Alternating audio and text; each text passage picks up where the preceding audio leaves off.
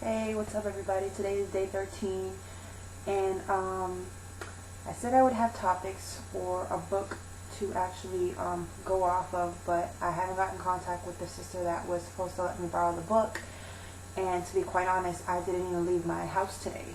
Um, but I do want to go ahead and just talk about prayer. I know for every religion there is some sort of prayer, and with Islam, you pray 5 times a day. And, as I'm doing part of Islam and I do the 5 times a day prayer, it actually helps me to be calm. It's actually spiritual, or not spiritually, scientifically known that if you are a part of religion, and especially if you do prayer, that it eases stress, it takes stress, it's like a stress reducer. And I'm just going to be honest, I haven't prayed in maybe 3 days. Maybe I did one prayer. Like I always do like a little prayer before I go to sleep. Just while I'm drifting away, I'll go ahead and just a little conversation, little chitty chatty with God. But as for a organized prayer, or as for a structured prayer, or a committed prayer that Muslims or Christians, whomever may do, I haven't done that in like 3 days, and it definitely shows in your daily routine when you are and when you aren't praying. Because when you are praying, you definitely do feel more at ease, you feel more relaxed, you feel more confident, you feel good. It's just an all around feel good type thing. And for people who have noticed this on my statuses, I'm abrupt, I'm a little angry, I'm stressed out, especially stressed out because of my children. My kids driving me off the walls, and all these tests and trials that they're making for me, I'm failing terribly. But I'm not saying I'm a bad parent, but I'm just saying that I could do a lot better than what I'm doing. And part of the reason is I should be praying more. Prayer, like I've been saying throughout this whole time, religion is such a huge impact in someone's daily routine, such a huge impact in someone's life.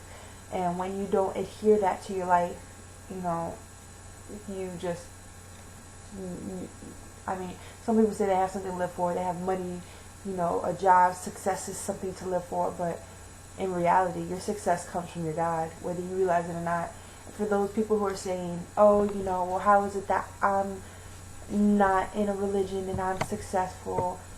Well, to me, that's just the mercy of God. That's just His grace, hoping that, you'll come to Him, or you'll see that, even though you're not worthy in His eyes, that, hey, He still supplies, that He still gives you what you need. Hey, He even gives you what you want, because there are things that we don't need, but we want.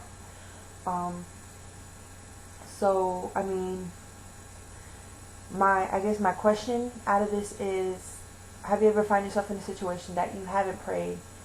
I'm not saying just a whole day, like 5 times a day type thing, or for Christians, just haven't prayed in a day. I'm talking about, have you not prayed maybe 3 days, just like I have, in a row, or more, or maybe a little less, 2 days. And like the way I feel right now, I feel like I'm struggling. Like I don't know, like there's just a weight just lifting me down. I feel drained, and I feel yucky. Like if you guys have felt that way after that, and if so, how did you guys bring yourself back up? How did you guys, bounce back and get back into the rhythm? Because I know what I need to do. It's not a matter of not knowing what I need to do. I know what I need to do. But the problem is what the flesh goes ahead and tries to conquer. And the flesh and the spirit are always, at constant battle. And in today's society, with the people that people add onto their lives, the unnecessary things, and even the necessary things, it's all about time management.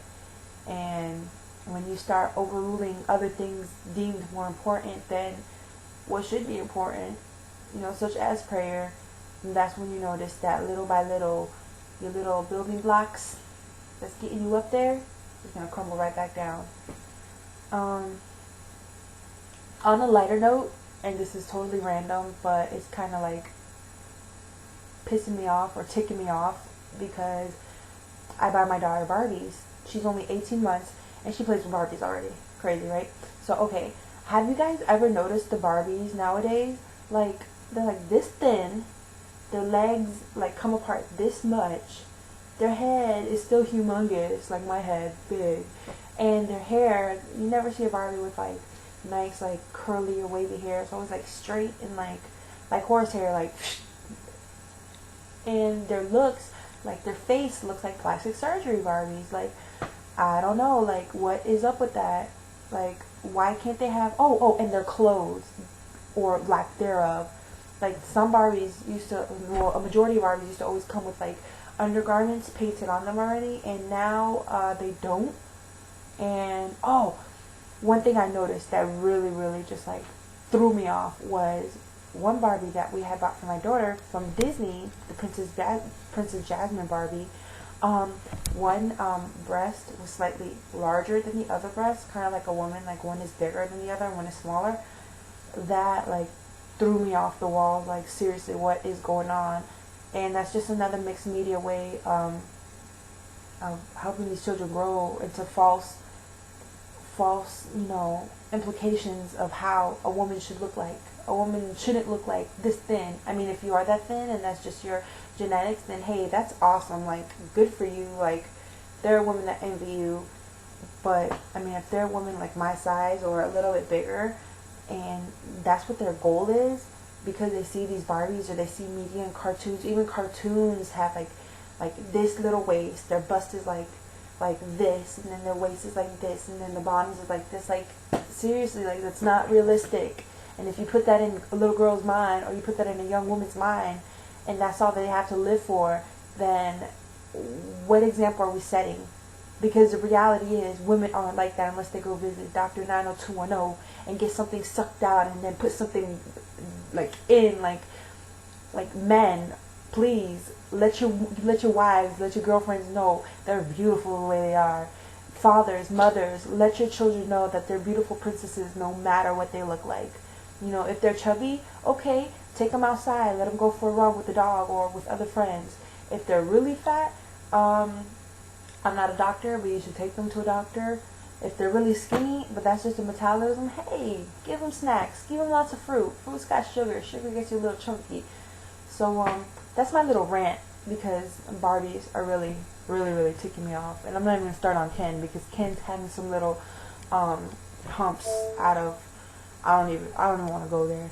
Ken is no longer in the picture. Barbie has to be a solo independent woman, and she's got to be a modest woman, because girl, she is dressing like...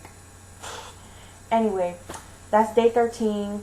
I would love feedback. I would love to know what you guys want me to talk about, instead of me ranting and raving and pulling stuff off my mind, this random vast mind of mine.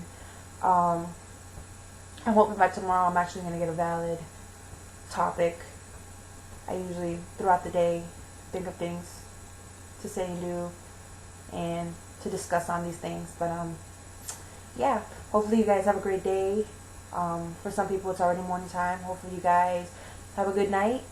And whatever the case is, I pray that whatever journey that God brings you, whether it be another day of life or, be your time to go into paradise, heaven, or whatnot, I pray that God journeys you well, journeys you safe, and whatever the case is, God bless you, and may His angels surround your home and your family, and that you be safe and that you prosper. And that's it. Good night, y'all. God bless.